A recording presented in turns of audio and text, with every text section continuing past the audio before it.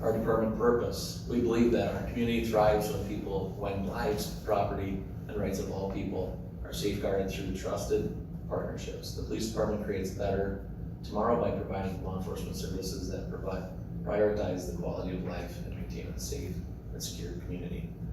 We also added our mission statement that we, thank you, Chief, that we abide by and handle. Is our mission is to serve with a visual presence in our community through crime prevention, partnerships, and the protection of life, property, and constitutional rights of all. Some of our achievements. One of the big ones was we got the Axon system approved, and we've got that implemented. That's been a great tool. Patrol really appreciates that upgrade to our body cam and fleet camera systems, along with the additional taser training and the VR headset and things like that for our training unit.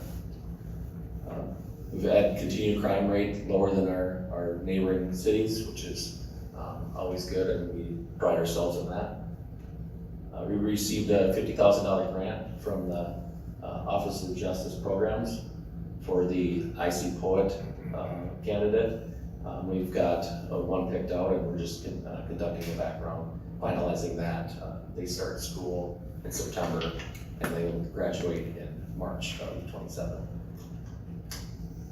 And then successful, I already explained that for the IC Poet.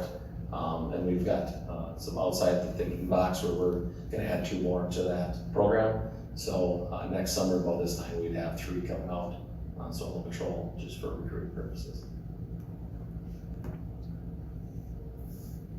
Some opportunities and challenges that we've had. We're just like a lot of other communities in the state and in the country, where the candidate pool is small, and we're trying to get good candidates to apply and work for the city of Owatonna. So we're going to continue to think outside the box like we have been, and get those employees into these positions that we have open currently. Leadership development. I was able to go to that class last year, and we're going to be sending Captain Duchesne to a leadership development course coming up this fall, and then it goes through the winter time up until February. So that'll be good development for him as well. We've also added 3 additional community service officer positions. They patrol our parks, do our animal control and parking. So that's assisted staff, patrol staff as well. When they're shorter on the road, we have extra CSOs taking some calls that they might have to do if we only had the 3. Purchase meetings, like I said, it will not until 2028. However, we are authorized through your office to hire more CSOs than we're budgeted for due to salary savings. So Captain Sorensen mentioned we added 3. Those were not budgeted strength for recruitment purposes and because of salary savings.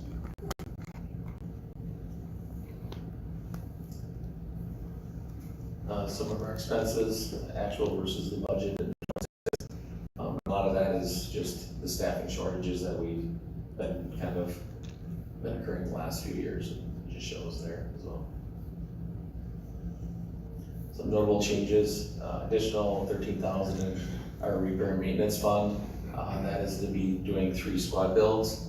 This year we did 2. Last year we did 2. Next year we have an additional one, so a 3rd one. And one of them being the K9 car. We got to build it prior to versus the normal squad is in between $10,000 and $13,000 worth of equipment.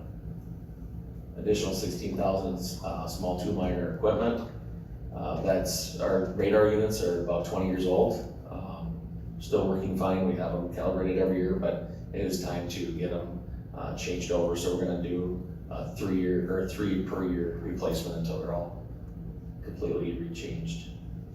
3 additional pepper ball guns, launchers, and 3 new PBTs. Our PBTs are getting up there. They're when I first started as well, which are 20 years old. PBT is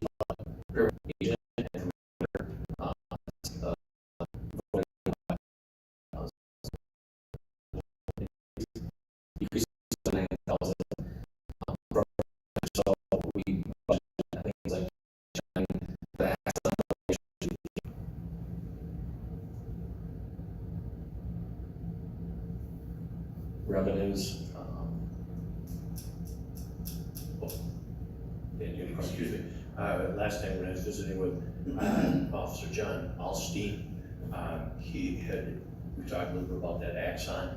He says it's been just terrific. Been saved time, saved money, improved accuracy. Good recommendation by the chief, and I think that's something we can build on. Definitely, staff has really appreciated us listening to them and finding a better resource. And that's something we'll get an update on at the next council meeting, correct? No? No, Mr. Ryan, we're gonna speak about Flock, Okay, automated stickers. okay. And just our revenue numbers. We have increase in SRO contract with the school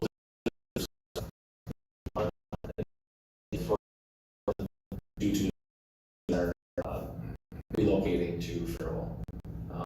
There's only our facility going out here this fall. And then a decrease of 7,000 contractual overtime. That fluctuates depending on the need.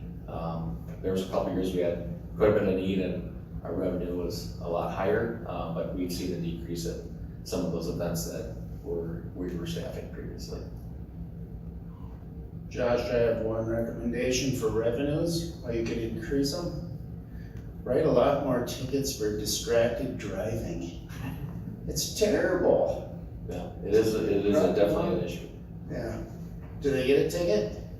That's officer discretion, but yeah, we do see them coming through our office. But then we don't get any of the money out of it anyhow, because it goes to St. Paul, right? Yeah, it's through the state court system.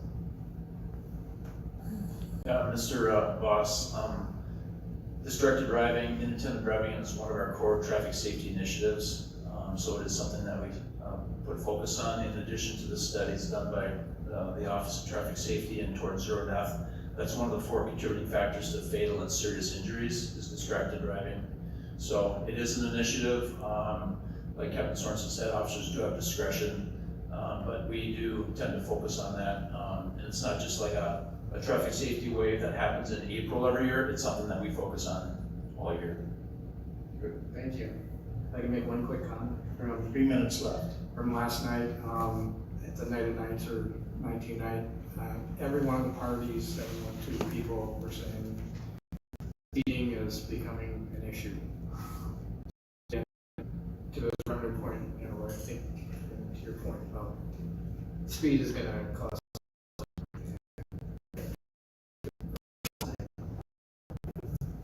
So one success the chief and captain did not talk about was the license plates for the ATVs and all that. Should be a highlight.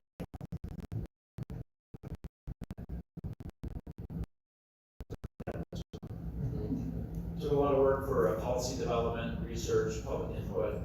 I believe we've registered about in the 180 range between golf carts and UTVs.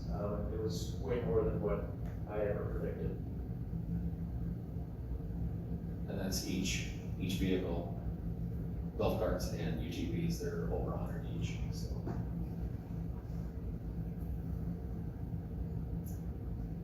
Well, we make it? Well, we made it through fire unless there's any additional questions.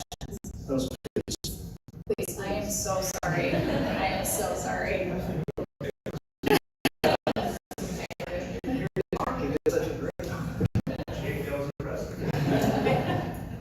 So as we transition to the other one, if we have feedback on presentations, what works, what we'd like to see more, or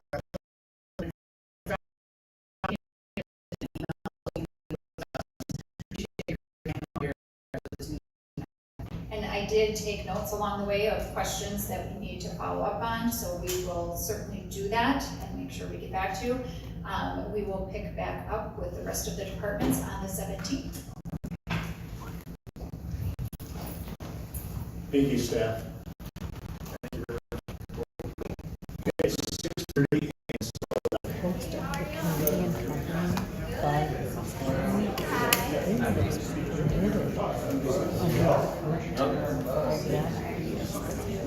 So I don't know. I just thought you just grab an open seat anywhere. I'll do.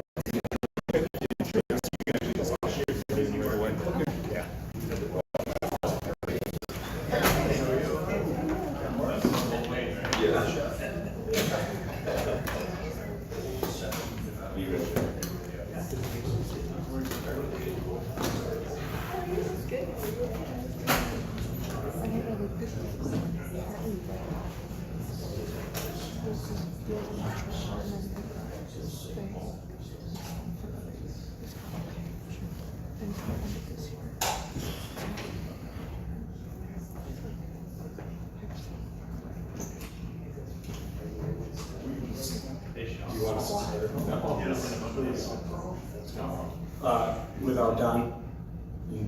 Dave? Yeah, we're done in 17 minutes. All right, thank you, Mayor and Council. We've been working with the Owatonna Bus Company and school district here in town, looking at their Owatonna Middle School bus transfer site. Looking to address some safer options for student drop-off. We have a number of conflict points in the area with competing needs. One being the bus company trying to offload students and pick students up in morning routes. Also conflicting with parent drop-offs on 15th Street. When we get that, we have a lot of students passing moving buses and seeing if we can find a different or better way to enhance safety, get students to schools on time, and doing it in the safest way safest way possible. We received a proposal from the bus company and the school district in requesting to close 15th Street Northeast at each end, so at St. Paul Road and 7th Avenue Northeast, to help alleviate some of those safety issues and ensure well-oiled machine from bus transport for all our school systems. So I'll leave it up to Jenna from the school district and Kurt from the Owatonna Bus Company to introduce themselves and go through their presentation. I'm Jenna Ludwig. I am the Transportation Services Liaison for the school, which is a new role.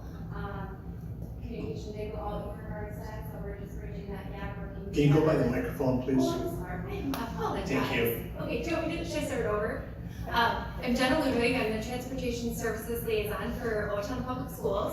It is a new position that was created to bridge kind of a gap between the bus company and the school district to make sure that safe routes and things like that were all being taken care of, looking for new opportunities, and just making that partnership better between the two companies. And I am Kurt Langenberg. I am with the Owatonna Bus Company. And as Jen said, we're partnering on this topic as a way to improve safety for our students and reduce traffic situations where we've got bus and car traffic that are intermingling. So I'll refer you to the picture. Apologize for those of you who have to turn around if you do. There's a screen right there. Oh, there's a screen right there. All right, thank you. So this is our transfer site. That's the middle school at the top, obviously. And we're only talking morning transfer here. So in the afternoon, we do have a transfer spot where we bring students in and some of them get off some buses and get on others. That's at the high school in the afternoon. In the morning, it's at the Owatonna Middle School. One of the primary reasons is the middle school starts first. So we have 21 big buses every morning that come into this zone. We have 3 small buses and 6 to 8 minivans that come into this zone, and it all happens right at basically the same time in the morning. So our buses come in and they file in. There are buses that we call them drop and go buses, and what happens with those, there are 12 of them, and they will pull in and start filling in from the west end or the left side of the picture. And those buses wait until 7:35, which is when the middle school will open its doors, and all of their students depart.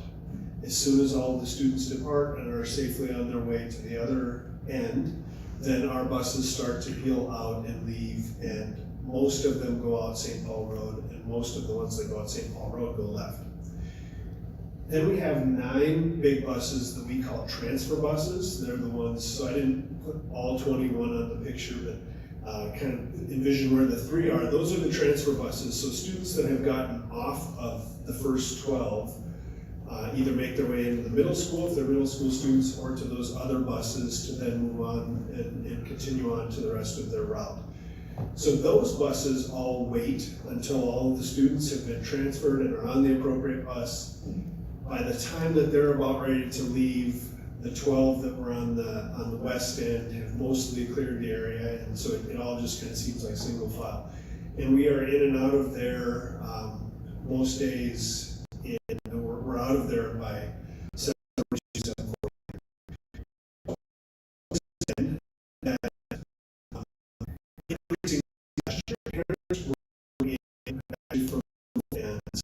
To drive students,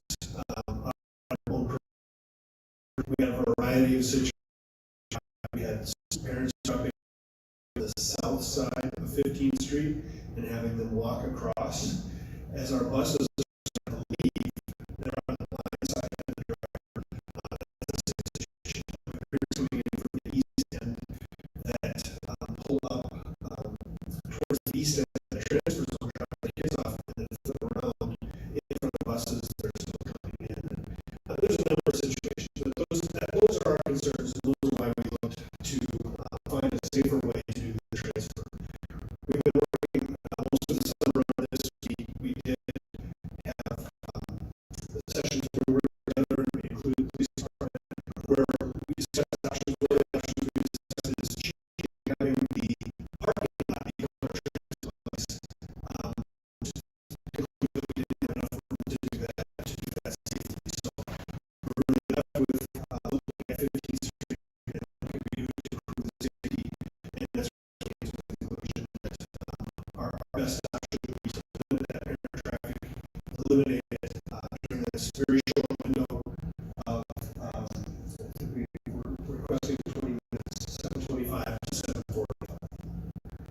So that is the general topic, and what our challenges have been, and what we're asking for. We're asking for the ability to block that off, to have signage added, and we would temporarily provide assistance at each end of the street to help as parents are learning the new way to approach this area. This has not been an authorized area for parents to drop off. They're supposed to be dropping off in the parking lot, but it has been happening nonetheless. Correct. Communication would be reiterated to the parents. They are sent communication at the beginning of the year about drop-off, pickup, locations, and rules. But of course, if we don't have an authorized signage or some way to back that up, then we can't prevent them from going to those danger zones or putting a possible student in danger. I think a couple things, there should be precedent for closing the street 3 years to close down.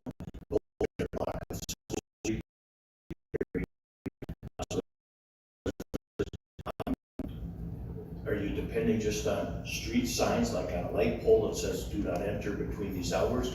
Or you gonna put barriers out like we did on the schools, school like high school? Yes, you're correct, and that is what they used to do, barriers way at the end of the street there by, I think all the way down by Grove.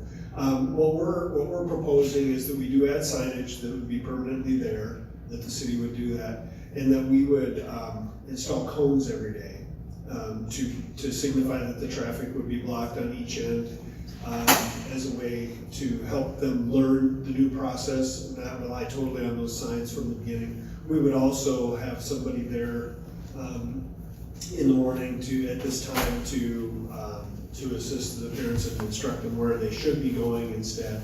And we're hoping on a temporary basis. We feel like once the traffic pattern is known and people understand what is the correct way to do it, we think the problem will likely mostly abate.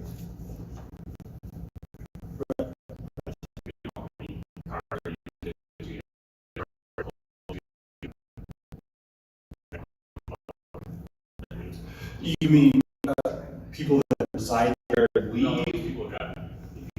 people switch their habit from dropping people off 15th Street, now they come go to St. Paul Road. How much more traffic are we adding to that roadway? Because we have Washington School half a block away, We got more traffic on St. Paul Road now, but that road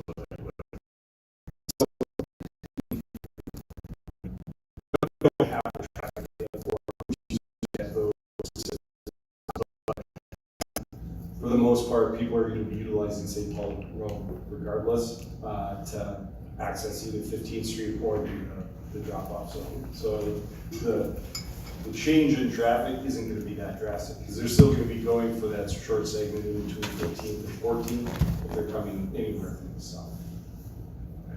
Right, and then, well, sorry, go ahead.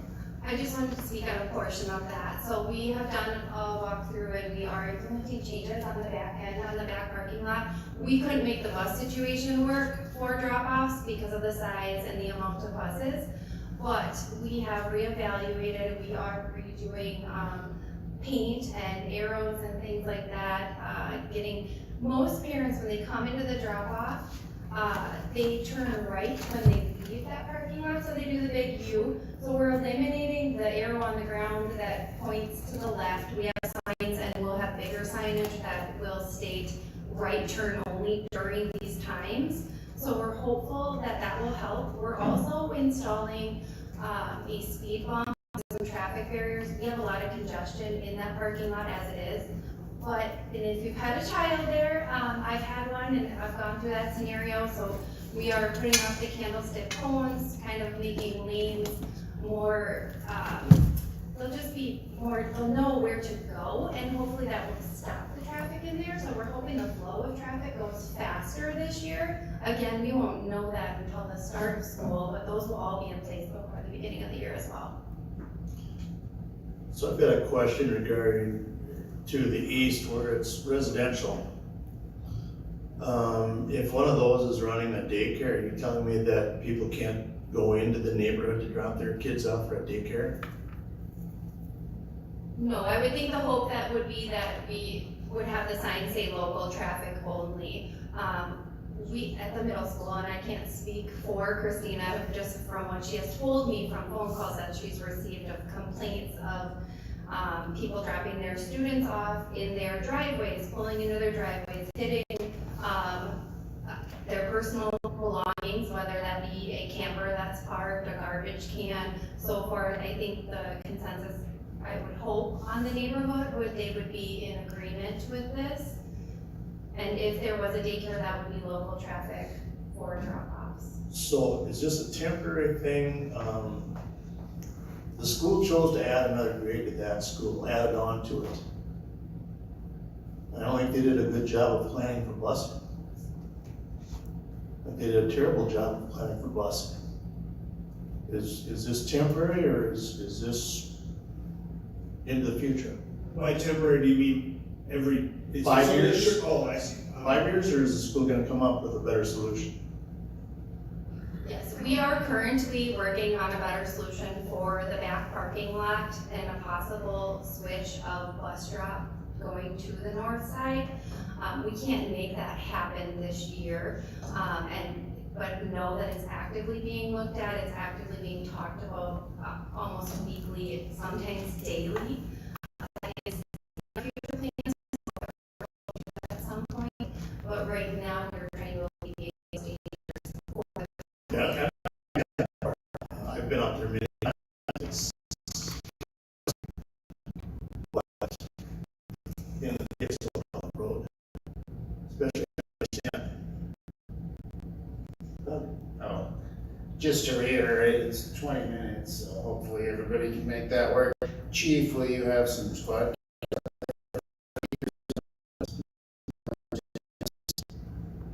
Needs to be taken note of. Well, we have multiple schools, it's the heaviest demand for our services.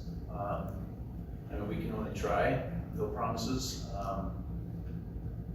So that's kind of one of my questions here for this, is are we trying to seek voluntary compliance, or are we gonna try to have signs, are they advisory or are they enforceable?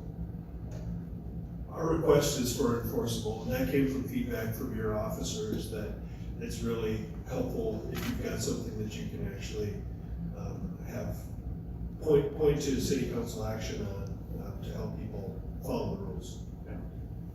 I guess I have one concern with the plan here, and that's as the buses exit on 15th Street, they're gonna be going out on a heavier traveled roadway, St. Paul Road versus 7th.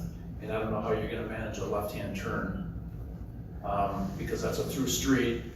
So I just, this one concern, has that been discussed or? Yeah, you are correct, and that's not a new problem with this. We've been doing this transfer. I'm sure your officers have spoken with you about it. And it's not optimal. The congestion in the parent parking lot actually causes traffic to stop out there. So we are very rarely trying to merge into moving traffic. It's slow stop and go traffic, and most parents are wise enough and kind enough to leave us a space to exit. Also, as you can see from the picture, there's a crosswalk just to the north there for traffic that's southbound. That crosswalk, there's a number of students that walk, and eventually traffic stops for those students to walk, and then that gives us an opportunity. So it's not optimal, it's also not new, and we're not proposing we change that since it is the same problem we've had for the last couple of years. Who's gonna be setting the cones out? Is that school district or bus company or? Bus company is going to set the cones out every day and then take them back after that 20-minute window. So if we want to make something, so we did an ordinance.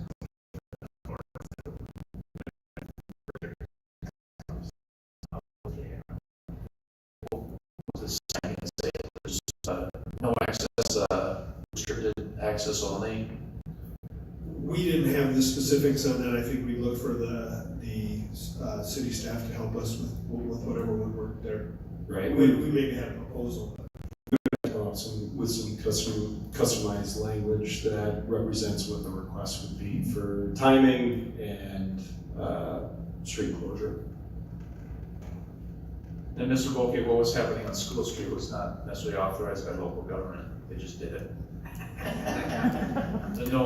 The barricade with a do not enter, that was just. And that was done on 15th Street Northeast as well in previous years, not authorized by council, so. Seemed to be effective. Of course, we could always, due to the explosive growth in the Northeast and the population as a whole, we could always build a new school. And then you'd have plenty of parking, bus turnaround.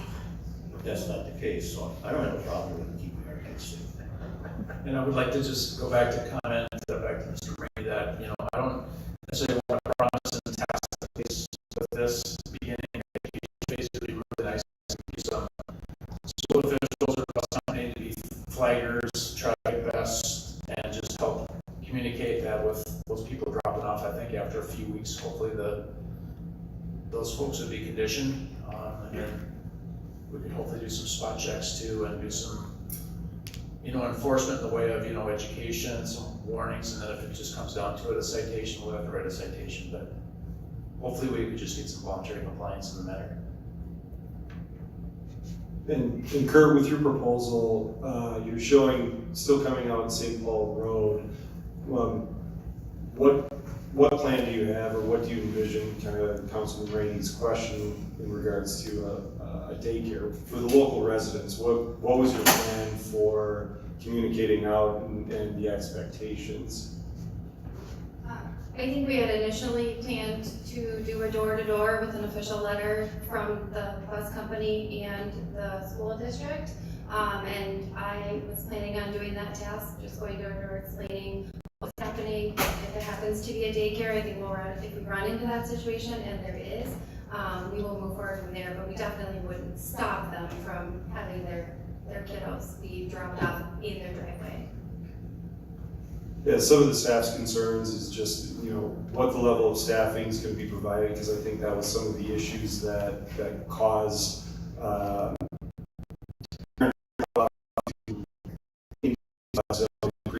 years, also lack of authorization, so something that's not really enforceable. So we had not our law enforcement, but instances of other law enforcement dropping off kids when this is a bus. So looking at some better, if anyone's going to do it the first week, probably not. Looking at where do we start to ensure vehicles don't enter 15th Street if council so chooses to close that roadway.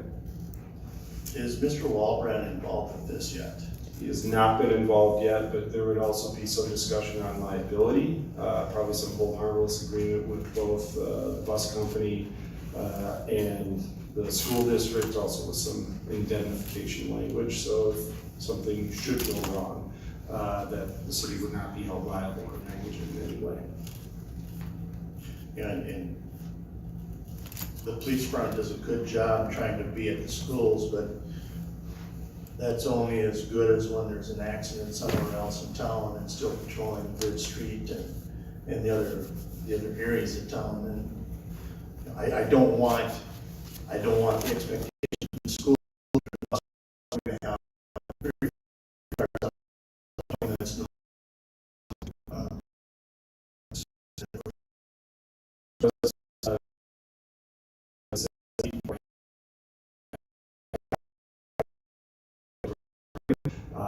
it was at the very onset of these conversations, it's been that the city does not have the staff, nor can you dedicate any resources other than maybe helping put up signs, those permanent signs to this request, that it would have to be fully staffed by the proposal.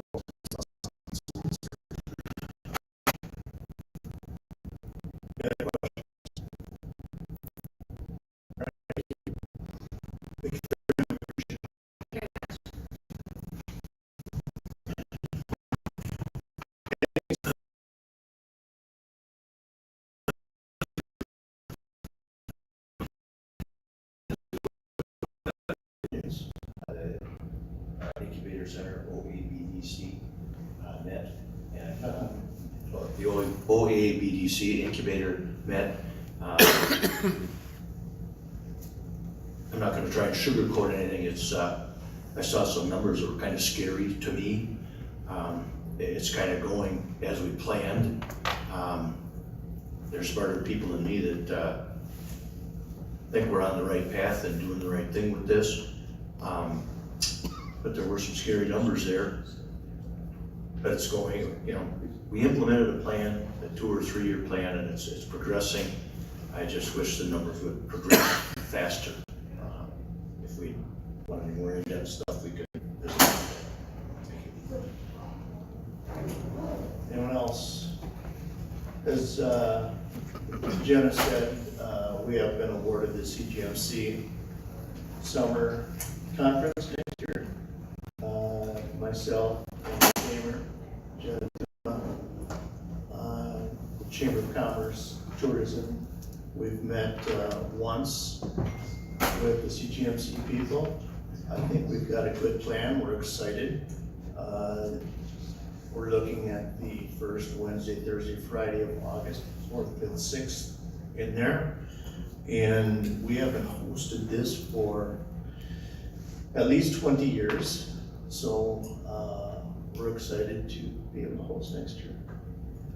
Another opportunity to show off the city. Yes, and the goal, the expectation is that the main hotel will be the Marriott downtown. So all of our activities will be in the downtown area. So with that, we'll take a break. We will start right away at 7 o'clock.